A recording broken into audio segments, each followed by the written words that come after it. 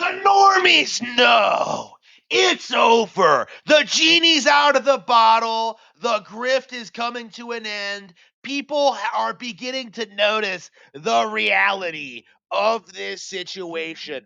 How we are supposed to blindly just hate Nintendo no matter what, and how we're supposed to endlessly just consume anti Nintendo slop on YouTube and Twitter.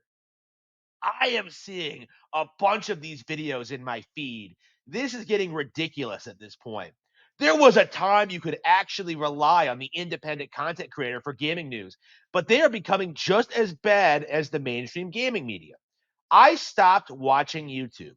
Yeah. Look at this. Nintendo's in big trouble. And then you see like the sales, like 10 million units sold, fastest selling console of all time. I saw, Craig the Snake come out and release a video on side scrollers like, I'm sorry, guys. I was completely wrong about Nintendo Switch 2 sales. Like, yeah, you think? like, I don't understand why so many people genuinely seem to think that Nintendo was going to fail selling a console after hitting such high numbers with the Switch 1. There was a really serious push this idea that this thing wasn't going to do well and that it was a disaster and that like Nintendo was underwhelming fans, and yet in reality what you have is this hyper successful thing that's just impossible to downplay. And I think a big part of it is just the change in internet culture, because I remember when the DS was new and there was this huge push that like, oh, the PSP is going to destroy it, Nintendo's going to go out of business, and then like in reality, the DS became the best-selling platform of all time. The PS2 sales numbers are fake. Like there was such a huge push, after the success of the Game Boy Advance and the Game Boy, to undermine and downplay the Nintendo DS, and it just all completely imploded because actual gamers really enjoyed the DS platform, while the PSP had all these problems that just made it borderline unplayable. And we're seeing the same thing with the Switch's competition. We're supposed to believe that PC gaming is competitive with Nintendo, and that just couldn't be true at all. We are being told that PlayStation and Xbox are going to put out their own handhelds and compete with Nintendo Switch when they haven't been able to do that their entire lifespans. Okay. Like, how exactly is Nintendo supposed to be undermined at this point in time? Like, what exactly are we waiting to do we think is going to happen? Why does this happen every single time? And it really needs to be understood that the Nintendo hate thing is and always has been a grift, because these are very popular consoles, these are very popular games, people like them, and the people who just freak out every console generation about how Nintendo is totally doomed this time are just these reprehensible man children who can't get over the fact that Mario outperformed Sonic in the 90s. Okay, that's what we're seeing here. That's why you see so many people like advocating for slop like Power World and trying to say it's some like wildly creative, like original take on the Pokemon IP. Like, it's not because they love Power World. They just hate Nintendo. Like, you can go on like any given Power World social media post or YouTube video, and you'll see in the comment section the highest rated comment every single time. I hope you win the lawsuit against Nintendo every single time. Like, again, these people don't love their favorite games, they just hate yours. And this is something that we've seen a lot of in the past several weeks. Like when Pokemon Legends ZA came out, there was this narrative that this game was a disaster, that it was unplayable, that it was this like gonna bomb, and then in reality, it sold like 7 million units. And then the same people turned around and they made videos saying Metroid Prime 4 is going to fail because, like, well, it's a Switch 1 game that's been up-res for Switch 2. Like, as if that's going to impact its sales numbers at all. Like, the reality is the Switch 2 has been wildly successful right out of the gate, and every single one of these people are like just pretending that the next big thing is going to bomb.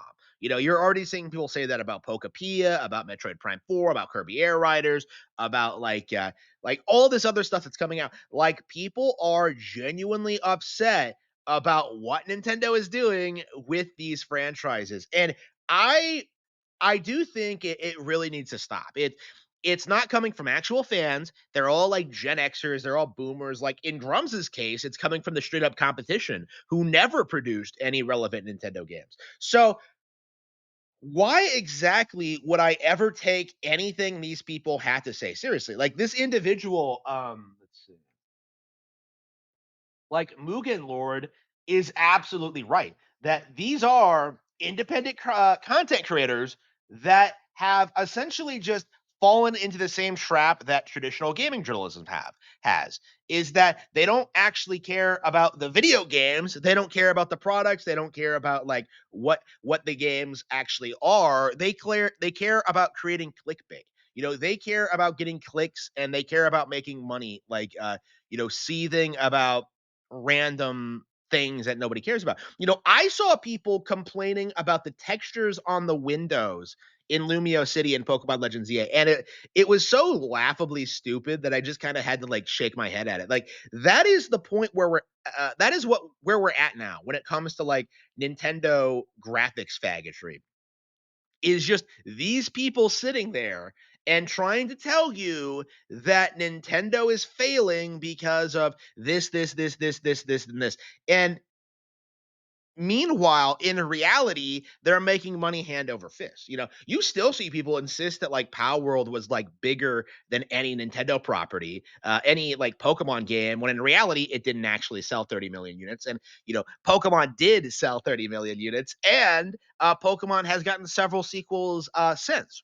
You can see like how something like Power World has no real momentum behind it. Like an animation they just uploaded to their main channel has only gotten like 200,000 views. If that really gives you an indication of how relevant Power World actually is in the real world. Like it's just unbelievably embarrassing to see how much the Nintendo hate grift has kind of persisted in recent years. Like this is a really good example of how the public is beginning to push back against this kind of clickbait nonsense. Like this is, I think, going to be the last golden age of Nintendo hate clickbait, because more and more like people are beginning to notice just how out of touch these people are, how they don't actually play the games, how they don't engage with the software, and as a result of it, don't really have a valid opinion on them. Because there are plenty of things you can say negative about Nintendo and the Switch too. I've said a lot about like Donkey Kong Bonanza and Pokemon Legends EA and things of that sort. Like, I have complaints about those games, but at the end of the day, I'm a fan and actually play the content and actually will tell you that they are perfectly good games, like objectively speaking. Like I just don't think they're as good as like some other games that have existed in the past. But that's like the opinion of someone who loves this stuff and plays it extensively. For a normal person, like any one of these games should be like perfectly viable to pick up and play. And uh, these people just kind of just refuse to acknowledge it. It's really interesting kind of seeing the early stages of the Nintendo hate grift collapse. And this is the end result of their own actions.